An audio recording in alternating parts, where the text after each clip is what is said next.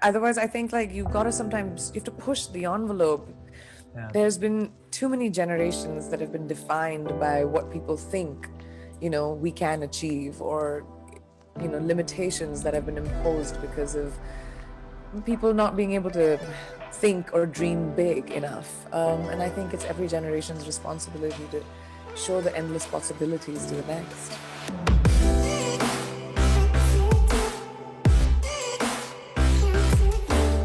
Hey everyone, welcome back to On Purpose, the #1 health podcast in the world. Thanks to each and every single one of you that come back every week to listen, learn, and grow.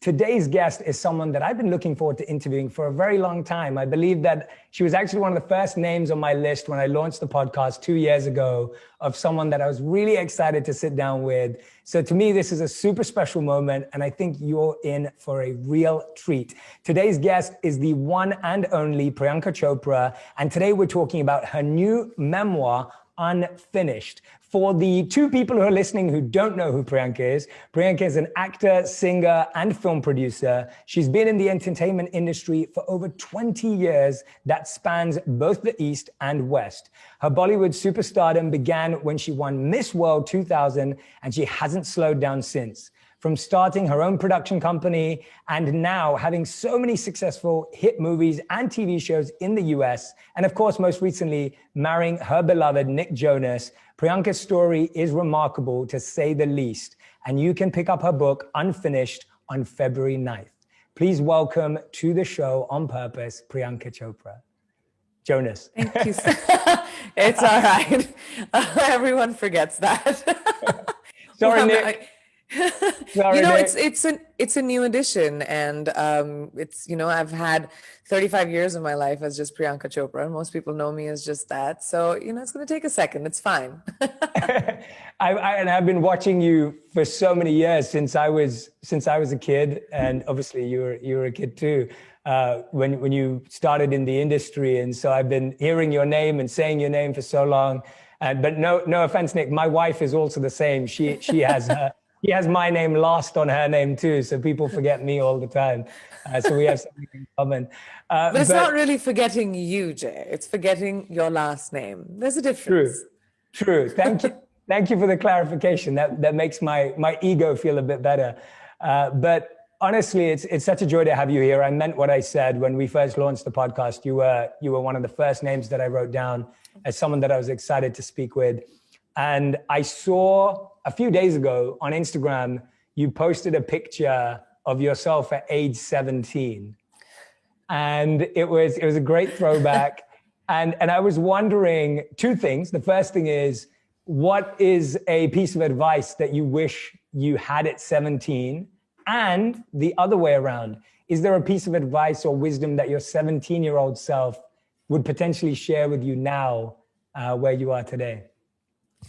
Yeah, I have actually answers for both. What I would tell that 17-year-old, I was bright-eyed, bushy-tailed. I'd just been selected into the Miss India pageant. I'd just turned 17, and I was like, oh my gosh, I'm going to be a model. And I'd never thought about that. My teenage vanity was piqued. And what I would have told that girl is, just breathe and just chill a little. I was very hard on myself because everything that I've made so far, with the encouragement of my family, has kind of been self-made. I had to learn on the job. I didn't know anything. I came from in high school in an engineering background, or I wanted to be an engineer. And life just kind of had other plans, and are you going to swim, are you going to sink? And I will always swim. So I've just kind of I think that what I would tell, I used to really take it very seriously. I berated myself a lot, and I was hard on myself, and I would tell my younger self, chill out, time heals everything, it'll all be fine. And what she would probably tell me is to not get caught up in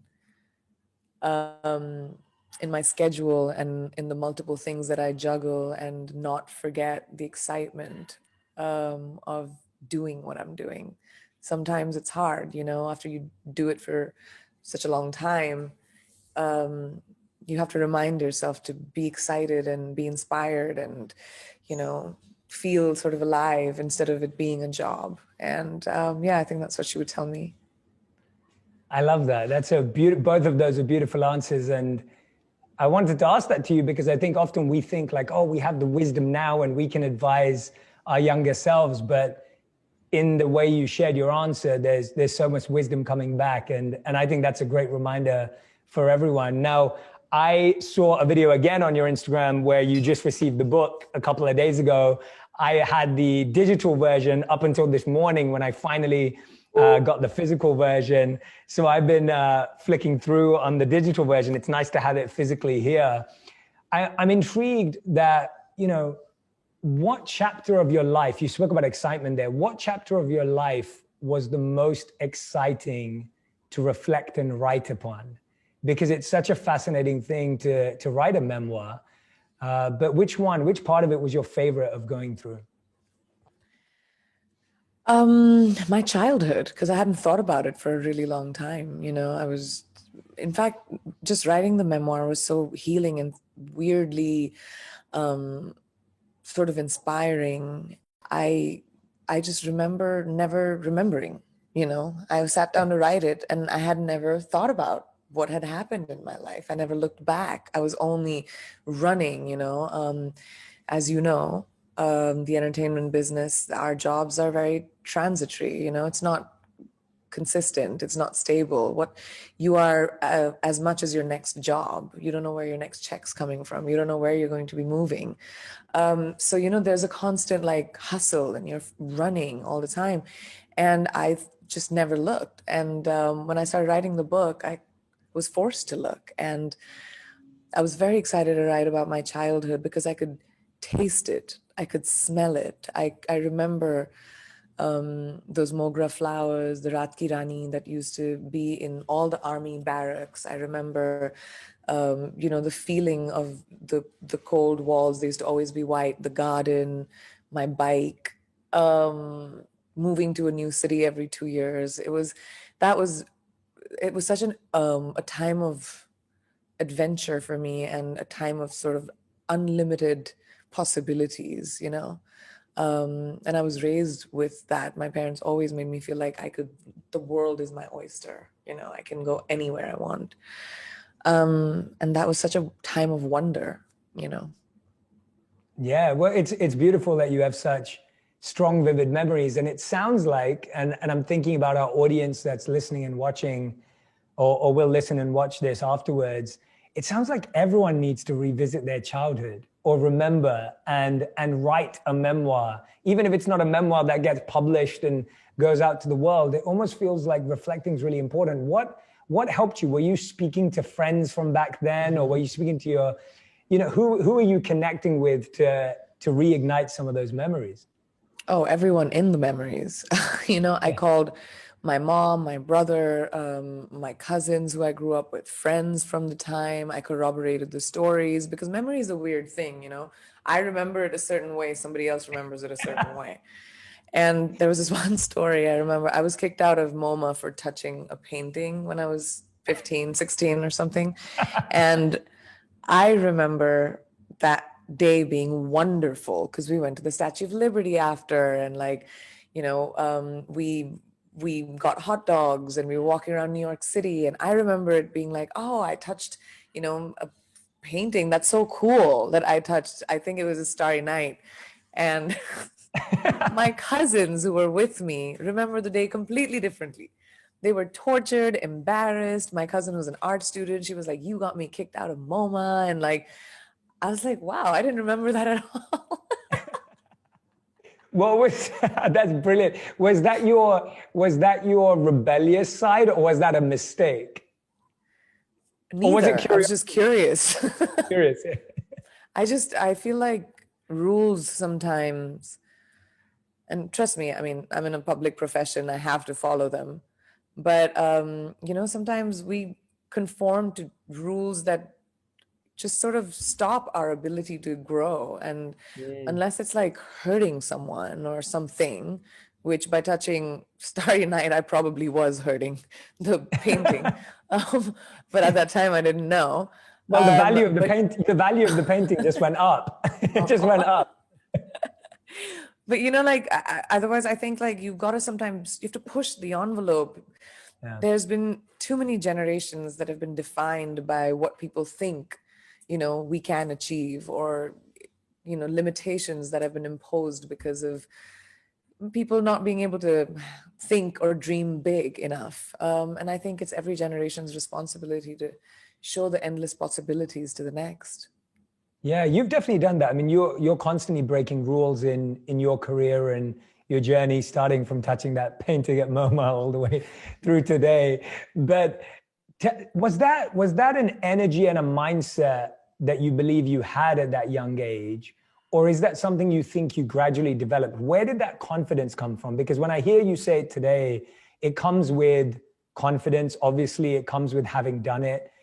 And I think there are a lot of people out there who may feel that way, but they then also feel insecure that are they the right person to do that? Do they have permission to do that? There's something that then still holds them back. What was it for you that allowed you to go all the way? Well, two things. My parents, for sure. I grew up in an environment where I was not shamed for my ideas. At 12 years old, I told my parents I wanted to live in America with my aunt, and my parents were like, "Bye, peace." It was fine. We had a logical pro and con conversation. I was raised sort of to have opinions, even if the room was hostile. So I think that really gave me a sense of self, and I think it's really important in parenting for us to treat our children like they're developing their own minds, because that's so important for them to have a sense of self and feel like they're not robots, but they're actually thinking and they have a say in their decisions. It really lends for adults being able to have a sense of confidence. And second, to really understand and accept that confidence is not something you always need. You don't, so put it in a backpack. It's okay, give it a break. Let it be in your purse, let it be in your wallet. Let it chill for a second. Feel insecure, feel like scared, feel afraid, feel vulnerable. But when you need the confidence and you walk into that room, you'll have it, because you didn't keep using it. You didn't need to constantly have a cover of, or sort of like a uniform of confidence. You don't have to always show confidence. You don't have to exude confidence. You don't. You just have to pull it out when you need it. And then when it's in the reserve, it's so much more powerful, because you're allowing yourself to be all the things. I feel insecure. I'm terrified that this book is coming out. It's the first time I've ever written, and I've never been so personal in my whole life. I've been a Yeah. public person for 20 years, never scratched beneath the surface. I've gotten away with sharing whatever I wanted to share about my life and not more. My stories, people think they know it, but they really don't. And Yeah. I've managed that for 20 years. But I think I, now on the other side of 35, was feeling a sense of confidence, and a sense of self in my capabilities, in what I bring to the table. It only took 20 years for me to get there, but I got there. And I think all those insecurities that I address in my book don't scare me that much anymore, as they did at that time. As Yeah. they worried me, and I was like, I don't want to talk about it. Nobody needs to know about my life. And but now I'm at a place where I'm just like, well, it's still on my terms. And I'm hoping that people maybe get to know me a little bit more than a fashion meme or a headline or something like that. Yeah, I think that's what I love about it. From the few pages that I've flicked through, I definitely see you allowing yourself, and that's the power of a book, though. And so I relate to that insecurity. My first book came out last September. I know. We And know I your was first book. I was I have so it. oh, that's awesome. I'm so glad you have it. I was so nervous. So I know what you mean by that. And especially for you at this stage in your career, of yours is a memoir. Mine had part stories. It wasn't a memoir. So I can only imagine. But I see you doing Terrifying. that. And books are so powerful for that. And that's why I really hope everyone who's listening and watching right now, if you're enjoying this conversation, go and pick up the book, because I do think that media, the news, the short meme, the clip, it portrays such a limited view of someone like yourself. It's And a here, superficial view, really. yes, And it's okay. It's a choice also. yes, I want to, for people to consume only a part of me, you know? I want yes. to be able to preserve my humanity, my family, my life, my opinions. I may have chosen a public profession, but I'm not an elected official. I don't owe an explanation to anyone for the choices that I make.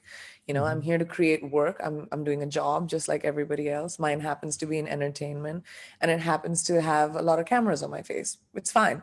You know, I made that deal with the devil. So I've kind of made peace with the fact that I prefer it being from a distance. Mhm. But at the same time, I think now I've been a public person for more than half my life. It's my normal. And only now have I reached a point where I'm allowing the walls to sort of fall down and letting whoever wants to know me get to know me as the person that I am. Before that, I was very protective of who I was because maybe I was insecure about who I was, or I still Mm. didn't have a sense of self. I don't know. But I think Yeah. in the journey of life, I've reached a place where, you know, I'm good with who I am. Yeah. So What's that's wonderful to hear, by the way, and I can feel it off your energy. What's the part of yourself in this book that you share that you think most people are going to be surprised by, where you think that people may just be like, "What?" Like, and I'm sure there's many, but what's something that stands out? um, there are a few, which I think people may be surprised by that I was vulnerable enough to discuss. And I think my failures, my struggles, rejections, sadnesses that I've never really people have never seen. I always wear a brave front. Most women in like tough jobs have to Mhm. always have like a little bit more of a stronger front to be taken seriously. I built that very early. At 18, to be thrown into the limelight of this job. I mean, you know it, you've been in it for a long time. You know, it's a crazy profession. The expectations, the pressure, to deliver under that scrutiny, to be artistic, to yet have a point of view, to be unique, not, have your own trajectory, because that's the only way it'll work. Nobody wants me too's in the entertainment business. You want new kind of, you have to always have a sense of evolution. So it was really, really scary in the beginning. And I think everything just changes with time. And this was one of the good changes that came out of it for me. Yeah, no, absolutely. And I'm hoping that I wonder, do you think that's changing now if someone's coming into the entertainment industry today at 18, or do you think it hasn't changed? Where's your perception on that when you're guiding young artists or seeing people that you follow on social media or, whatever it may be? Are you feeling it's changing? Has it improved or no? The pressure, you mean? Not the pressure, more the, like you were saying, like when you came into the industry, you had to put on a brave front, you had to wear that face. It was the only way to survive. Do you feel it's the same now for young talent as well? I think, well, I was talking about definitely as a female in Yes, the yes, as a entertainment female. business. Oh, as a female. Okay. Yes. I think so. I think you know, it's still hard when you're starting out for women to be taken seriously, for your ideas to be given the kind of credence that a man's would as quickly, probably, Mm, especially in professions where you know, normally you don't see women because, women have never been pushed in that direction, or women mm, have never wanted to go in that direction because it was never normalized for them that their ambitions could go in that direction. Business, politics, to be heads of companies, engineering, like, coding, policy making, like stuff like that, lawyers. Women have just about in the last few generations been coming to the fore and, are standing neck to neck with guys, but it's still an anomaly. It's still not mm. as normal in terms of numbers. It's still not equal. So until that happens, I think it will be hard for young girls to be taken seriously when they come into professions that are predominantly male. Yeah. But it's okay. Women before us have fought the fight, and women after us will fight the fight. It'll just hopefully not be the same fight. Hopefully our generation will not let our kids inherit our problems, as women. We are definitely working in that direction, but I think as the world needs to sit up and take notice that this demand is loud because it's a requirement. This demand is loud because that's what's right, and that is the reflection of the world. Women are 50% of it, and we should be reflected in every area. And basically feminism is that, right? Like, don't decide for me what I should be doing, when I should be doing it, and how I should be doing it. Just like Yeah, men have definitely. had that freedom, give me that as well. Yeah. So I guess it's that. It's a Sorry, strong we message. deviate completely. No, you're not deviating at all. It's a strong message, and I stand by it. So it's a great message, and it's really interesting where male privilege is a really interesting thing to reflect on. I remember when I first started reflecting on it, it was even really a few years back, and I feel very much I was raised by my mom, and I have a younger sister, so I'm very close to the women in my life. But it started to strike me in a crazy way that I grew up having had certain dreams of becoming something that my sister couldn't have had. And that wasn't because of the way we were parented, it was because of what you saw. And when that really hit me and I stood and looked at that, and I often encourage a lot of my friends in that direction too. I'm like, if you really think about, if they have a son and a daughter, I'm like, if you really think about some of the options that don't seem available to your daughter, that she may never consider a career. And I really think that that consideration is where the equality is, like the opportunity of even having that idea of I could Exactly, do the that or I could do. opportunity of having choice. I think, Yes. a lot of Yeah. women, I am extremely privileged that I was raised by a feminist. I'm married to a feminist. I'm extremely privileged that my parents, which is why I brought up parenting earlier. Mm. A big reason I have a sense of confidence, and I'm on this side of the fight, because it's not as hard as it is on so many women around the world. I still had to fight. Of course, I had to break down the doors, and I had to, prove a point to be taken seriously. I was kicked out of movies and replaced, and all the things. But I still had it so much easier. There are women around the world that don't have a say in their life, that are married off when, other people decide, that people choose who they are married to, whether they can work or not, when they should have children, what kind of children they should have. And that doesn't mean giving up culture. That doesn't mean giving up tradition. It just means creating opportunity. My father told me when I was very, very young, my mom since I was 9 years old, you will have financial independence before anything you do. It doesn't matter whose daughter you are. It doesn't matter, who you're married to. You'll stand on your own feet, and there's such a power to that. To having, to be raised by parents who put that in my head. So I was ambitious from 12 years old. I decided every year what I wanted to be, and it changed every year. I love hearing that. And it reminded me of something you've said before when you were speaking about your father there, about how Nick for you shares this same admiration of your power and your ambition and feels, supportive and excited and enthusiastic about the way you carry yourself. Tell us a bit about how I feel like that's such an important thing for both them, anyone in a relationship, to feel like their partner is inspired by their values, their beliefs, and their dreams. What has it felt like in the past where you feel like you haven't had that? And if someone who's listening or watching is feeling like maybe I don't have that, how do you think someone can navigate that, or to ultimately attract the partner that does have that? What's that journey like? Because I think a lot of people feel like they're with someone who may not understand or get their dreams, especially when they're starting out. Then it's the wrong person for you. And if you have especially if you're starting out and you're testing the waters, and I think it's so crucial, if you have a choice in your life, to end up with someone who is not like enthused by your dreams, is at least interested in them, Mm, is at least excited about them, or mm, is at least encouraging, Like that's exciting. Because everyone's busy and everyone has a thing in their lives, but to make the effort to make the effort to make you feel like your dreams are as important as the other one is such a gift. And I have been very blessed to have that. I find wherever you are in your relationship, obviously you and Nick lead extremely busy lives.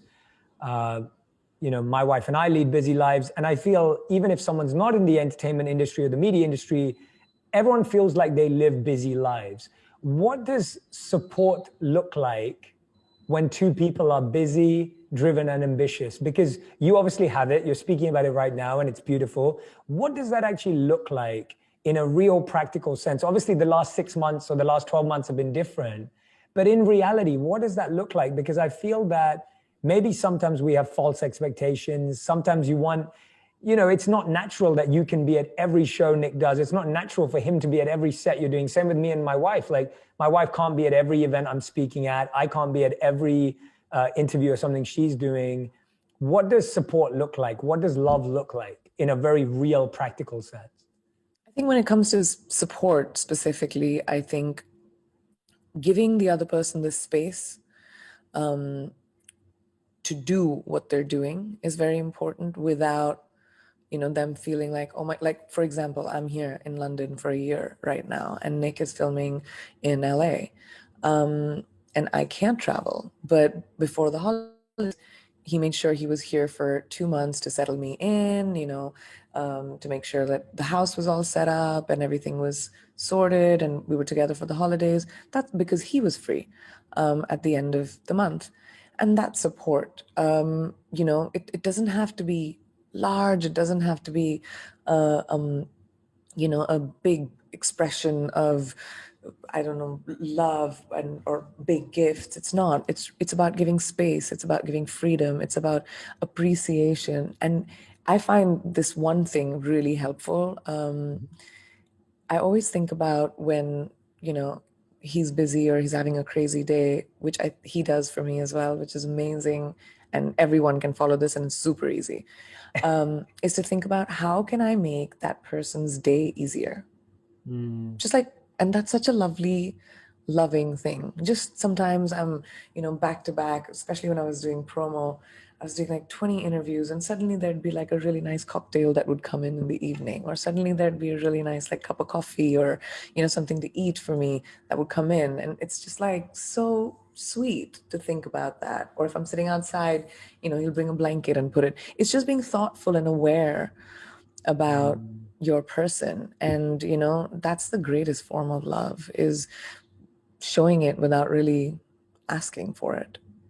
Yeah, that's such a great piece of advice. I love that. You said to be thoughtfully aware. And I think that's so true. And the beautiful thing about everything you just said is that it's free, it's cheap, it's small, it's simple, as in it's accessible. And it's the best gift. Yeah, and it's the best gift. Yeah, when you feel like someone's in tune with you and your emotions and how you feel, how you might be tired or how you might be sleepy or how you might be cold, like those small things when you feel someone's aware. And I love that piece of advice. I think it's something that everyone's definitely learned more about in the pandemic, where we were exposed to each other.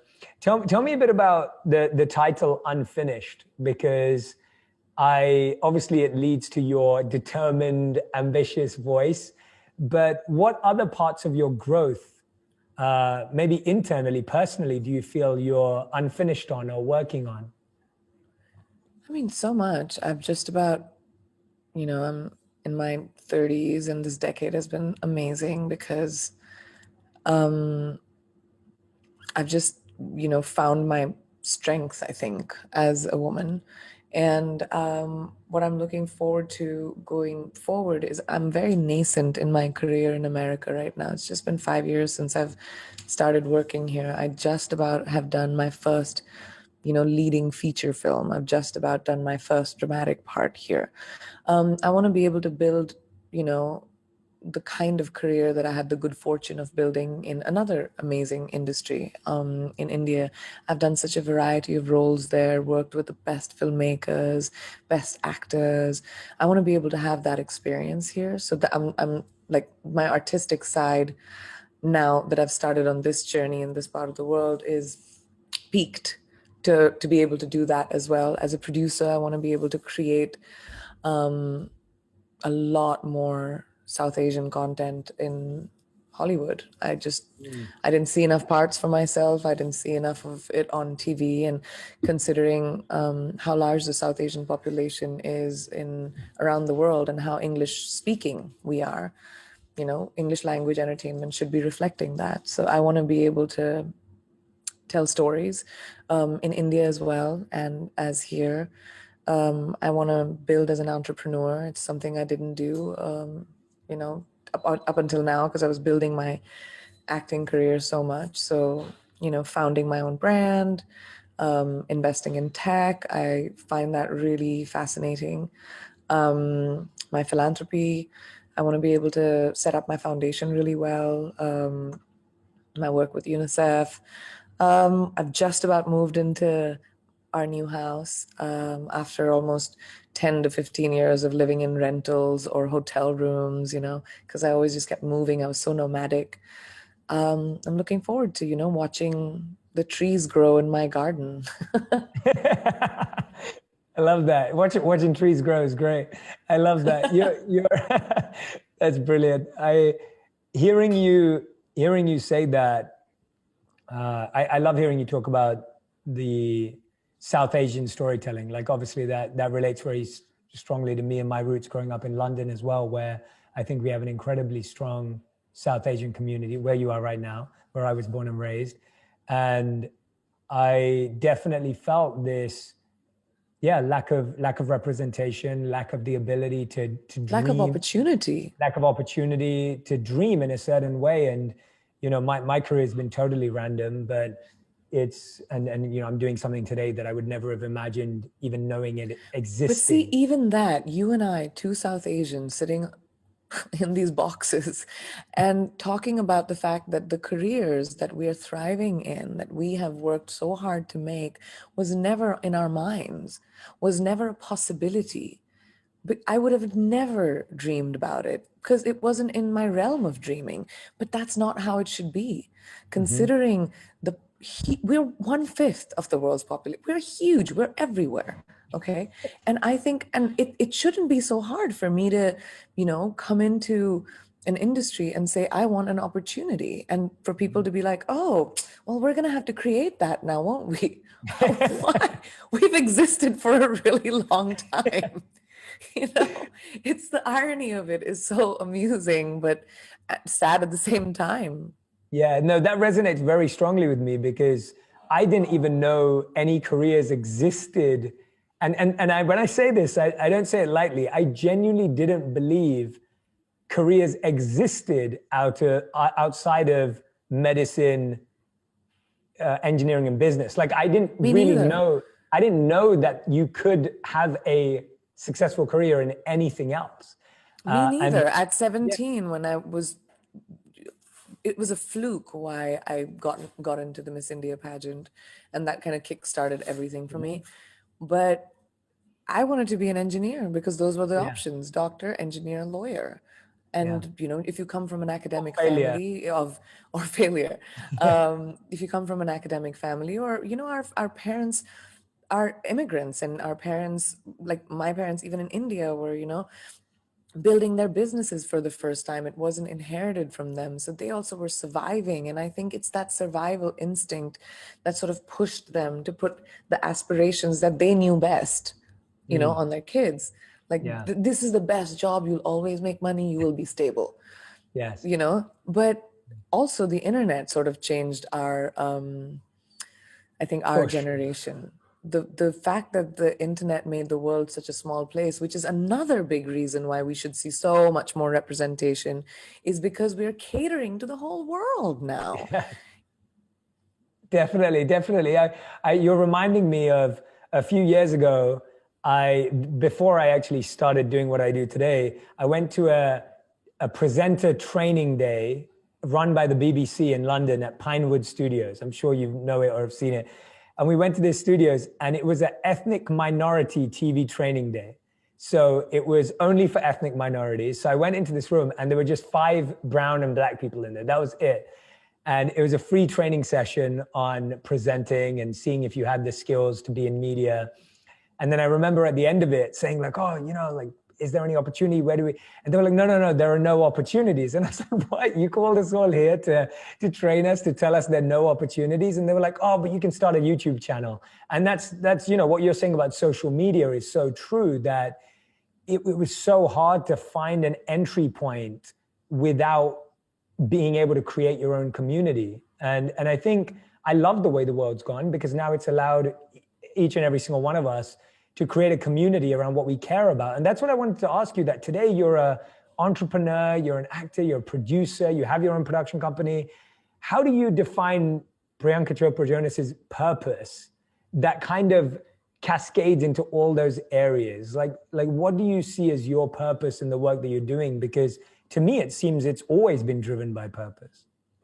It definitely has. It's always to evolve. I feel like my purpose is to find the next thing that I can do, the next new thing, the next thing that I can push the envelope on, or the next thing where I can push the goalpost. I want to do something, different. That's not been, I've always been driven to, and that doesn't mean every choice is that, but that's the eventual big picture purpose, to be able to sort of, I've been given such an incredible opportunity from the beginning of my career. I don't take that lightly. There are so many people around the world that are probably more talented than me, probably more deserving than me. But, the sum of the opportunities I chose is the reason why I'm here today. And I don't take that for granted at all. And that's my purpose, is to make sure that, every single day is spent with a pursuit of excellence in every single choice that I make. What are 3 truths that you live by? If you had to define 3 things that you always live by, that you don't negotiate with, that guide your decisions and guide your life when you're looking at those projects. As you said, you always want to find that next thing that you're going to break through, and that you don't want to be scared of trying new things. What are some of those? If it resonates with me, like if I read something and I'm moved by it, like The White Tiger, for example, I'd read the book and it really, like, some books you just remember always because they were such a vivid journey. And The White Tiger was one of those for me. It was such a vivid journey. And when I read that it was being adapted, I chased it. I went after it, and I was like, I need to do this. I need to be a part of it because it moved me. It was a story that I feel like needs to be told. It's topical, it's entertaining. It's based on a universal theme of the haves and the have-nots, that exist everywhere. So I think like that I feel is my purpose, to be able to be moved by the things that I choose to align with. And I think also for it to be a growth for me, for it to be taking me to the next step. I don't like to stay in the same place for a very long time, do the same kind of thing for a very long time. I want to go to the next thing. What is better? And my job sort of lends me to be able to do that, because it's very transitory. There's no, you don't know where your next job is or where your next check comes from or anything, right? Yeah. So it allows me to pick and choose what I think is the next step. But those 2 things are very important, I think. Those are great truths. And I think they come across in your book when you kind of see like, how has this person had like 10 careers, and in a good way, in a strong sense of being able to find that. And I wonder, obviously you've played so many roles and studied so many characters in your life. Was writing this book almost like studying your own self as a character in terms of like the role you played? So the reflection of this book is sort of me now, talking to my younger me growing up. So I comment on myself and stuff. I'm like, come on, don't do note to self. I have a lot of notes to self in the book. So it's sort of a commentary on that. But I think I wasn't examining myself as a character, because I think I was sort of going along with my journey all over again. I was Mm, experiencing my journey all over again. I didn't have to create anything. I just had to yeah. remember it as vividly as I could. Mm. And I don't know, I hope I got everything right. I've tried to, but memory is a funny thing. And I experienced it. So it was almost like, when you're in a train and you're looking outside and, the world is sort of moving by, or in a car, you're looking Yeah. outside and the world is moving by. That's how I felt when I was writing the book. Yeah, you share this beautiful quote in chapter 8 that really stuck with me. I've never read this one before, and I absolutely love discovering writers and thoughts. So thank you for introducing me to this. It says, it's from Letters to a Young Poet, and it says, "Be patient toward all that is unsolved in your heart, and try to love the questions themselves like locked rooms and like books that are written in a very foreign tongue." And I thought the selection of that quote, it really spoke to me. How do you balance your drive and what's next with that passion, sorry, with that patience and with that approach? Because often it can feel like, it's like you're trying to find that next thing, trying to grow and evolve, but you're also beautifully speaking about patience. Well, I bifurcated. I'm not patient in my job, but I'm patient as a person. And my job doesn't make me. Yeah. It's not, my job is not my whole, you know? And this is again something I didn't know earlier. I've grown into understanding this. My younger self probably wouldn't, my 20s, I didn't know this, but I've bifurcated very clearly. My professional life is my professional life, my personal life is my personal life. They meet in the middle sometimes because I'm a public person, but I still have an immense part of me that's not for public consumption, and it's not for anyone else but me. So that side of me is patient. That side of me has become, you know, calmer, a little bit more having, stable, maybe having my feet on the ground a little bit. But my professional self is still in a tizzy. I'm impatient. I want the next thing right now. I wake up in the morning thinking about my entire day and how I'm going to achieve every single thing at 0 to 60. And that works for that girl. It doesn't work for this girl. And it took a lot of Yeah. introspection for me to get here, actually. In that chapter, I actually talk about that journey of getting to that place, because I wasn't there. And a lot of my professional attitude, which was, I am going to do everything I can to make this the best. I took a lot of the onus of life upon myself as well, and it hurt me. And and I didn't need to take the responsibility of life. Life happens, and we've kind of got to navigate it every single day, and live it for being on the right side of the truth and being a good person, and having joy in the day, because life is a gift, and it needs to be celebrated. And so my personal side of that Pri is real chill and loves life, and but the other girl, she's crazy. That's a fantastic distinction, and I love that. I'm so glad that you shared that with us. That's such a great way of helping people understand how two seemingly opposite ideas can coexist. And I think we often feel like we have to choose, like you're either driven or you're calm, you're either ambitious or you're conscious and aware. And I'm so happy you said that, because I couldn't agree more. I think it's fun letting two ideas collide and live within the same space and And I person. think it's So natural as well. it is natural. Dichotomies are the most consistent things you'll see around. Nobody's one thing. No emotion is a singular emotion. You are at Yes. any given moment, and that's an actor thing, I guess.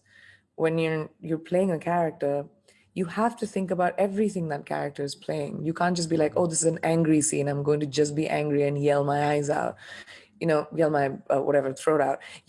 That's not a good actor. You're not even scratching beneath the surface. The actor who thinks about, oh my gosh, I'm getting late, or I have to have this conversation, it's also cold, and I'm like mad about whatever last week, my job, I got fired. You've got to think about all of those elements. So in the same way, in life, we never have to choose one thing. So that we need to take that pressure off of our backs, that you don't have to be on one solitary journey. You can choose to be on any journey at any time. You can choose to feel, as long as you take the pressure. We put too much pressure on ourselves to function. We create boxes and glass ceilings for ourselves because we're like, oh, this is the only way I can be, and that's how you are successful. There's no black or white in the world. Everyone lives in grays. Yeah. Thank you so much for sharing that passionately. I could feel your passion just like flying through the screen. You're like, everyone who's listening and watching, this is just, straight. It's beautiful. It's fantastic. Priyanka, you've been so kind with and generous with your time. We end every podcast with 2 segments. These segments are called Fill in the Blank and the Fast 5. The Fill in the Blank is a fill in the blank round, very aware. And then I'll introduce the Fast 5 later. So if you're ready, this is your fill in the blank. Okay. So the hardest part about my job is? The hours.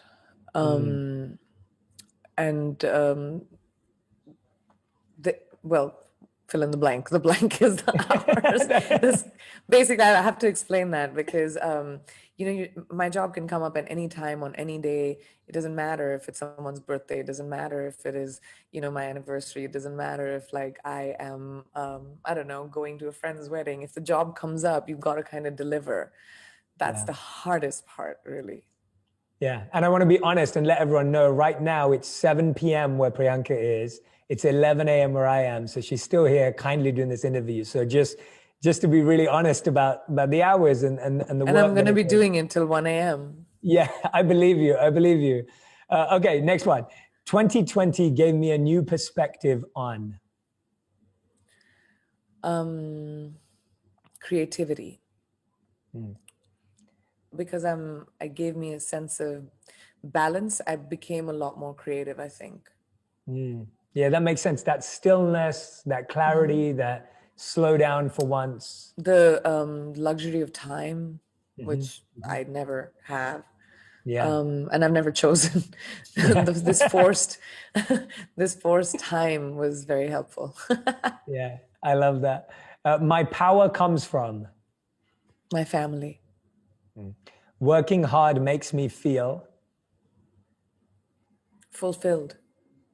Storytelling is? A joy. And my dogs are?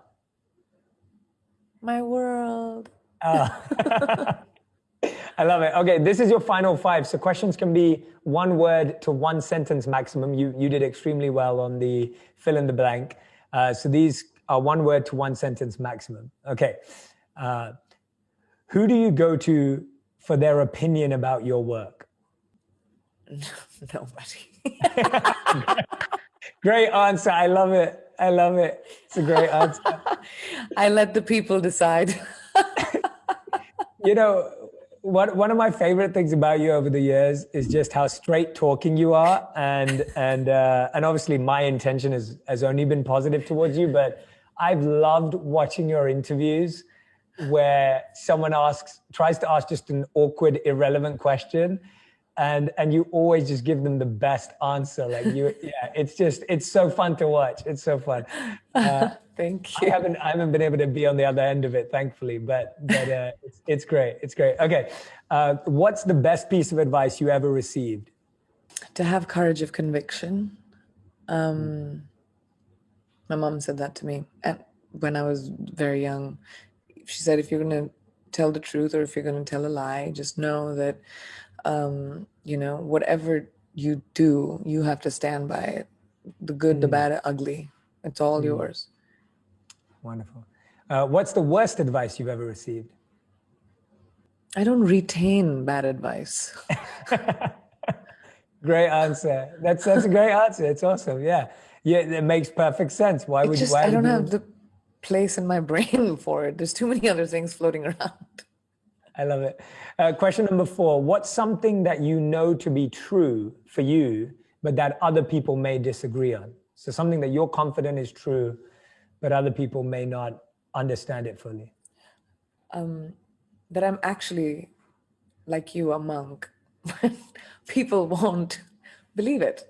Because most people, even my closest family, would be like, you, no, because I'm always like in a tizzy, but I'm actually inherently A monk.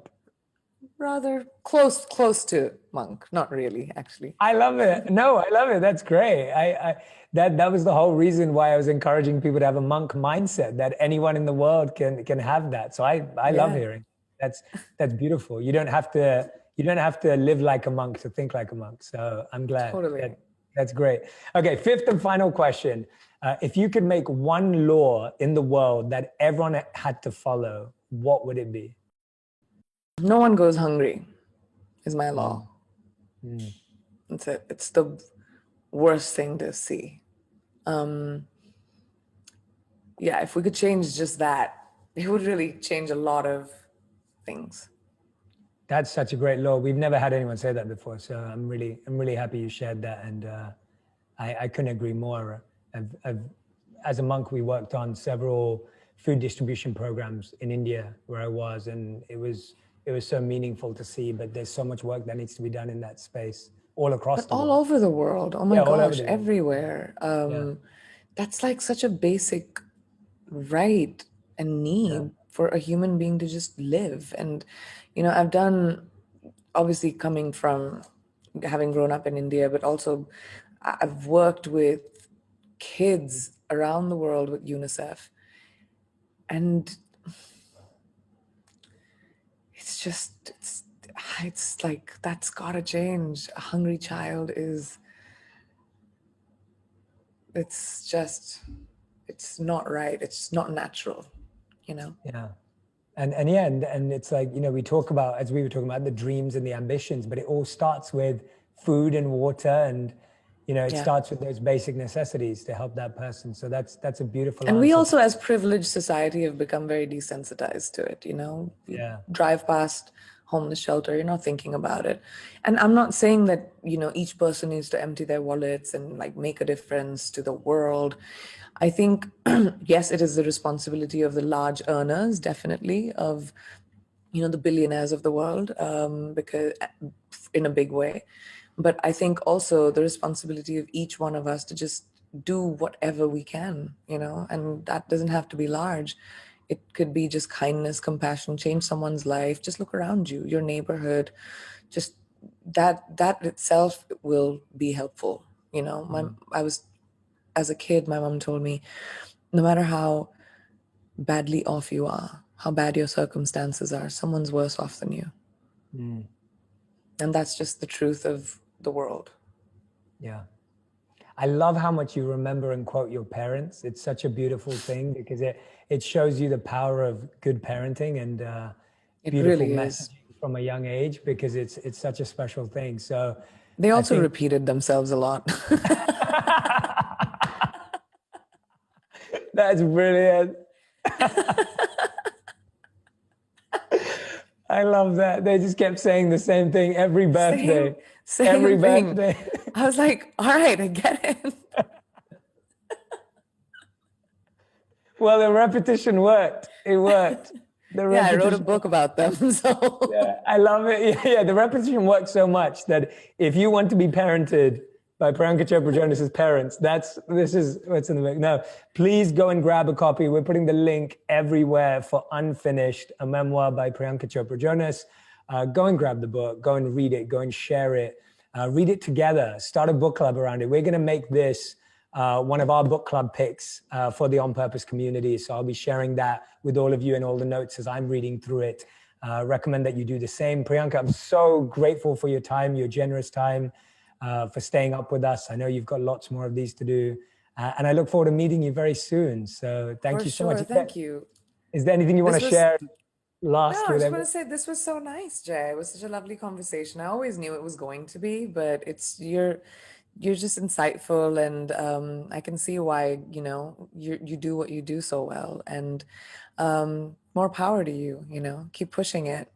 Thank you. Thank you so much, Priyanka. Such a pleasure. And yeah, all the best for the rest of your interviews and the rest of the tour. And yeah, look forward to speaking to you soon. If you want even more videos just like this one, make sure you subscribe and click on the boxes over here. I'm also excited to let you know that you can now get my book, Think Like a Monk, from thinklikeamonkbook.com. Check below in the description to make sure you order today.